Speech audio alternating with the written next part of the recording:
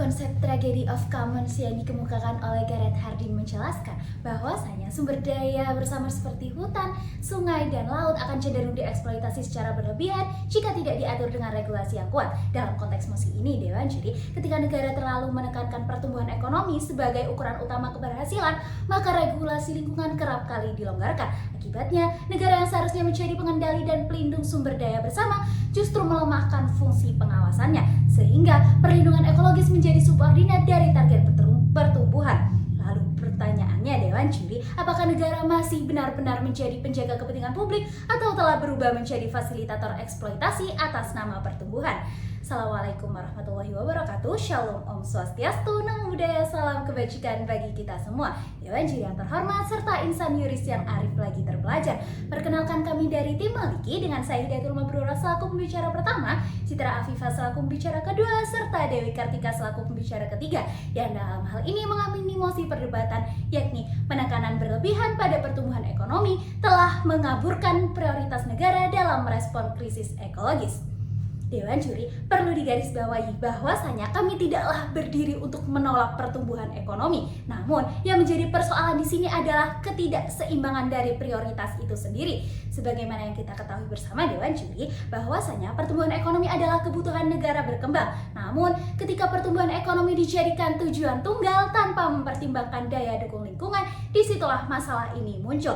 Dewan Juri, mari kita lihat pada kasus kebakaran hutan dan lahan yang berulang di Riau, di mana setiap musim kemarau kabut asap kembali menyelimuti wilayah tersebut sehingga memaksa masyarakat hidup dalam ancaman gangguan kesehatan, pendidikan, bahkan terhambatnya aktivitas ekonomi lokal. Dalam hal ini, Dewan Juri tentu saja bertentangan dengan konsep precautionary principle dalam hukum lingkungan, di mana pencegahan seharusnya lebih diutamakan daripada pemulihan. Dewan Juri, ketika pertumbuhan ekonomi dijadikan prioritas utama, izin industri kerap kali tetap diberikan meskipun terdapat risiko ekologis yang tinggi. Akibatnya, negara tidak lagi bekerja dalam logika pencegahan, melainkan dalam logika pemulihan yang mahal dan seringkali tidak efektif.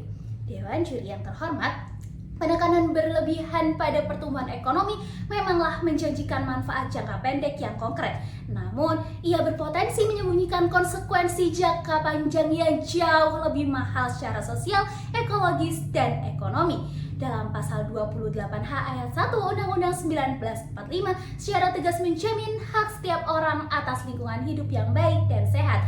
Dalam artian dari sini, Dewan Juri, jika pertumbuhan ekonomi dikejar tanpa keseimbangan ekologis, negara berpotensi mengabaikan kewajiban konstitusionalnya sendiri dalam melindungi hak dasar warga negara. Maka urgensi menyetujui mosi ini menjadi sangat jelas, Dewan Juri, yakni yang pertama, bencana ekologi seringkali menimbulkan kerugian yang jauh lebih besar dibandingkan keuntungan ekonomi yang diperoleh dalam jangka pendek. Yang kedua, yakni pertumbuhan ekonomi yang tidak diimbangi dengan perlindungan lingkungan berpotensi mengabaikan hak dasar warga negara atas lingkungan hidup yang baik dan sehat. Sekian, terima kasih. Oikos nomosin oikos logos mores. Ekonomi tanpa ekologi adalah kematian. Pertumbuhan ekonomi yang diagungkan sebagai indikator tunggal kemajuan bangsa seringkali menjadi berhala yang menjustifikasi pengabaian terhadap hak-hak alam. Prioritas negara yang seharusnya menjaga keberlanjutan ruang hidup justru terdistorsi oleh syahwat akumulasi modal jangka pendek, menciptakan apa yang disebut sebagai ecological suicide.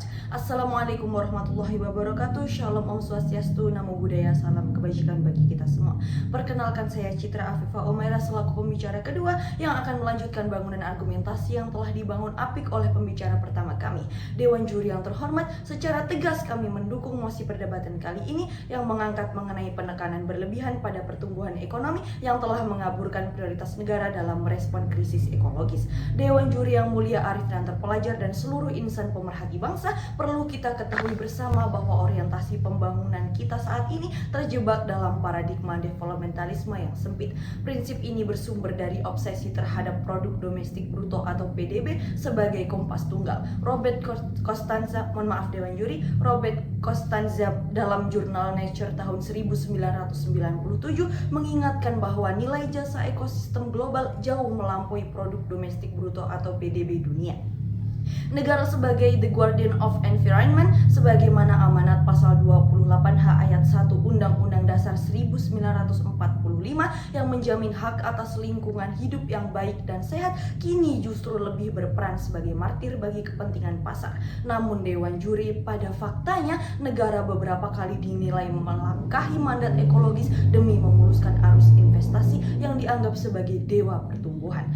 Lebih jauh lagi Dewan Juri yang terhormat, pengaburan prioritas ini terlihat dari pengabaian sistematis terhadap Undang-Undang Nomor 32 Tahun 2009 tentang Perlindungan dan Pengelolaan Lingkungan Hidup atau PPLH. Dewan Juri demi angka pertumbuhan, negara justru mempermudah eksploitasi di wilayah rentan. Ini membuktikan bahwa instrumen hukum lingkungan tidak lagi dianggap sebagai panglima, melainkan sekedar hambatan administratif bagi investasi. Bayangkan Dewan Juri yang terhormat, alam yang seharusnya menjadi life support system bagi warga negara justru berubah menjadi komoditas dagang yang habis diekstraksi. Dewan Juri perlu kita ketahui bersama di dalam putusan MK nomor 36 PUU nomor 10 tahun 2012 mengenai pengujian Undang-Undang Migas sebenarnya telah mengingatkan pentingnya penguasaan negara atas sumber daya alam untuk kemakmuran rakyat. Namun orientasi pemerintah tetap bergeser ke arah liberalisasi. Dewan Juri yang terhormat, dengan diberlakukannya Undang-Undang Nomor 6 Tahun 2023 tentang Cipta Kerja, negara bukan hanya menyederhanakan izin, tetapi sekaligus memangkas standar proteksi lingkungan dengan menghapus ketentuan luas minimum hutan 30% dan melemahkan partisipasi publik dalam AMDAL atau analisis mengenai dampak lingkungan itu sendiri. Dewan Juri yang terhormat, sejalan dengan pendapat Profesor Emil Salim, beliau berulang kali menegaskan bahwa ekonomi Indonesia sedang mengalami pembangunan yang merusak. Karena jika kita terlalu fokus pada eksploitasi, maka akan terjadi kebangkrutan ekologis yang menghancurkan masa depan. Dari sini Dewan Juri yang terhormat, perlu kita ketahui bersama bahwa pola pengabaian krisis semakin jelas. Negara seolah menjual kedaulatan ekologis demi angka pertumbuhan yang semu. Dewan Juri yang terhormat, argumentasi kami kali ini telah sejalan dengan teori limits to grow dari Donella Meadows. Pertumbuhan yang Dewan Juri, eksponensial dalam sumber daya yang terbatas pasti akan berujung pada keruntuhan sistemik. Tindakan negara saat ini tidak mencerminkan keberpihakan pada keadilan intergenerasi, melainkan justru mempertegas dominasi ekonomi yang menimbulkan krisis iklim yang tak terkendali.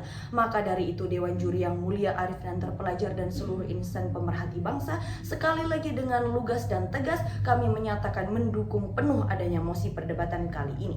Kayu dibelah di tengah hutan untuk membangun gedung perkasa. Janganlah bangga dengan keuntungan jika halam hancur semata. Sekian dan terima kasih. Dalam kerangka hukum dan juga kebijakan publik, negara harus menjamin keselamatan rakyat sebagai hukum tertinggi. Salus populis suprema lex exto. Namun Dewan Juri di dalam realitas di Indonesia menunjukkan bahwa penekanan berlebihan pada pertumbuhan ekonomi telah mengaburkan prioritas negara dalam merespon krisis ekologis secara efektif. Assalamualaikum warahmatullahi wabarakatuh. Melanjutkan bangunan argumentasi yang telah dibangun Apik dan juga Jamik dari pembicara 1 dan juga 2. Dewan Juri, penekanan berlebihan pada pertumbuhan ekonomi berbasis ekstraksi sumber daya alam telah melahirkan paradoks pembangunan di Indonesia, yang mana hal tersebut mengakibatkan angka pertumbuhan meningkat akibat daya dukung ekologis menurun secara sistematik. Data dari WALHI atau Wahana Lingkungan Hidup Indonesia telah menunjukkan bahwa pada tahun 2024 hingga 2025 terjadi ratusan ribu hektar kehilangan tutupan hutan akibat ekspansi pertambangan, sawit, dan juga proyek infrastruktur skala besar. Hilangnya hutan bukan sekedar persoalan statistik spesial, ia memiliki dampak ekologis berlapis. Deforestasi meningkatkan resiko banjir dan longsor karena hilangnya fungsi resapan air dan juga penahanan tanah. Dewan Juri, selain itu, degradasi hutan telah mempercepat emisi karbon, memperburuk krisis iklim, dan juga merusak keanekaragaman hayati yang menjadi penyangga ketahanan pangan serta kesehatan masyarakat. Dampaknya paling terasa justru bagi masyarakat lokal. Di banyak wilayah, contohnya saja Sumatera hingga Kalimantan, banjir yang terjadi berulang kali bukan lagi sekedar akibat hujan deras, tetapi akibat dari perubahan tata guna lahan yang masif. Hutan yang dulu menjadi ruang hidup masyarakat kini berubah menjadi konsesi tambang ataupun perkebunan secara monokultural. Akibatnya, masyarakat telah kehilangan sumber mata pencaharian, kehilangan akses air bersih, hingga konflik agraria yang semakin meningkat. Paradoks ini juga semakin terlihat terlihat jelas. Contohnya saja di kawasan industri berbasis nikel di Morowali. Daerah tersebut memang mengalami lonjakan pertumbuhan ekonomi yang sangat signifikan. Akan tetapi di sisi lain, laporan dari berbagai organisasi lingkungan menunjukkan adanya pencemaran pesisir, sedimentasi laut hingga tekanan terhadap ruang hidup nelayan. Artinya Dewan Juri, pertumbuhan ekonomi daerah tidak selalu berarti meningkatnya kesejahteraan ekologis masyarakat. Contoh lain dapat kita lihat pada kebakaran hutan yang terjadi di daerah Riau. Perkebunan skala besar memang berkontribusi terhadap eksplorasi nasional, tetapi setiap musim kemarau masyarakat harus menghadapi kabut asap yang berdampak langsung pada kesehatan, pendidikan hingga aktivitas ekonomi. Dewan Juri, dari hal tersebut mengakibatkan biaya kesehatan akibat infeksi pernafasan, sekolah yang diliburkan hingga gangguan transportasi udara, yang menunjukkan satu hal penting, bahwa biaya sosial dari kerusakan lingkungan seringkali jauh lebih besar daripada keuntungan ekonomi jangka pendek. Dewan Juri, mari berkaca lebih jauh. Mari kita lihat dalam perspektif hukum lingkungan. Kondisi ini menunjukkan lemahnya penerapan prinsip kehati-hatian dan juga keberlanjutan. Pakar hukum lingkungan seperti Mas Ahmad Santoso telah mengingatkan kita bahwa kebijakan lingkungan di Indonesia masih sering menempatkan alam semata sebagai objek eksploitasi ekonomi. Tetapi Dewan Juri, ketika regulasi investasi dipermudah tanpa pengawasan yang kuat, maka perlindungan lingkungan beresiko hanya menjadi formalitas administrasi.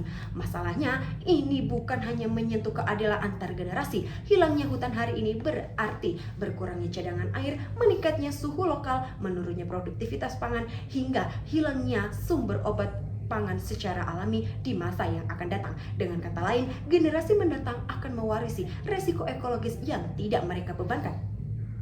Maka dari itu Dewan Juri, kami menawarkan solusi yang sangat solutif agar Dewan Juri seperahu dengan kami. Yang pertama, mengubah arah pembangunan ekonomi dari ekonomi eksploratif menuju ekonomi hijau. Selama ini, keberhasilan negara hanya diukur dari angka pertumbuhan ekonomi dan juga investasi. Padahal angka tersebut sering menutupi biaya ekologis yang harus dibayar oleh masyarakat. Yakni negara harus mulai mengadopsi indikator pembangunan keberlanjutan seperti Grand GDP, yaitu sistem menghitung kerusakan lingkungan sebagai bagian dari biaya pembangunan. Yang kedua, dengan adanya penegakan hukum lingkungan secara tegas terhadap korporasi yang perusak. Negara harus memastikan bahwa setiap perusahaan yang menyebabkan deforestasi, pencemaran ataupun kebakaran hutan harus dikenakan tanggung jawab hukum penuh baik secara administratif, perdata ataupun pidana. Yang ketiga Dewan Juri, yang ketiga dengan mengembalikan pengelolaan ekosistem kepada masyarakat wilayah adat. Artinya perlindungan lingkungan tidak selalu datang dari negara ataupun korporasi, tetapi dari masyarakat yang memiliki hubungan historis dengan alam. Dengan memperkuat pengakuan di wilayah adat dan juga pengelolaan berbasis komunitas, negara tidak hanya melindungi lingkungan, tetapi memulihkan keadilan sosial bagi masyarakat selama ini yang terpinggirkan oleh ekspansi dan juga industri. Salam konstitusi.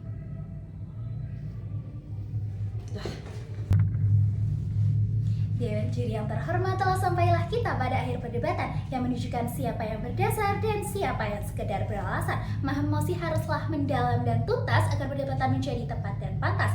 Ketika terdapat pohon yang menjulang, disitulah terdapat buah yang segar. Ketika kita mendapati kesalahan berpikir dari rekan-rekanku tim lawan, disitulah terdapat cara pandang yang harus sama-sama kita luruskan. Dewan Juri, pertumbuhan ekonomi memanglah penting, tetapi tidak bisa dimungkiri bahwasanya angka pertumbuhan tidak akan berarti apa-apa jika dibayar dengan kerusakan lingkungan yang tidak dapat dipulihkan. Dewan Juri, keuntungan ekonomi mungkin datang dengan cepat, namun bencana ekologis yang ditinggalkan dapat berlangsung jauh lebih lama dan menimbulkan kerugian yang jauh lebih besar bagi masyarakat. Perdebatan yang baik bukan hanya sekedar berargumentasi, namun juga menghadirkan solusi. Maka solusi yang kami tawarkan di sini Dewan Juri, yakni yang pertama adalah dengan mengubah arah pembangunan dari yang eksploitatif menjadi pembangunan yang berkelanjutan. Yang kedua, yakni dengan menegakkan hukum tanpa kompromi terhadap setiap pelaku perusakan lingkungan, karena hukum harus menjadi pelindung kepentingan publik, bukan tunduk pada kepentingan ekonomi.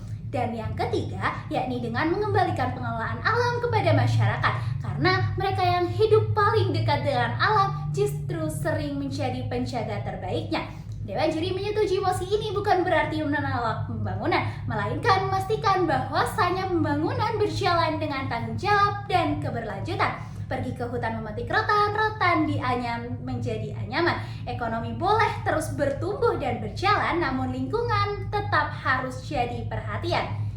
Sekian dan terima kasih.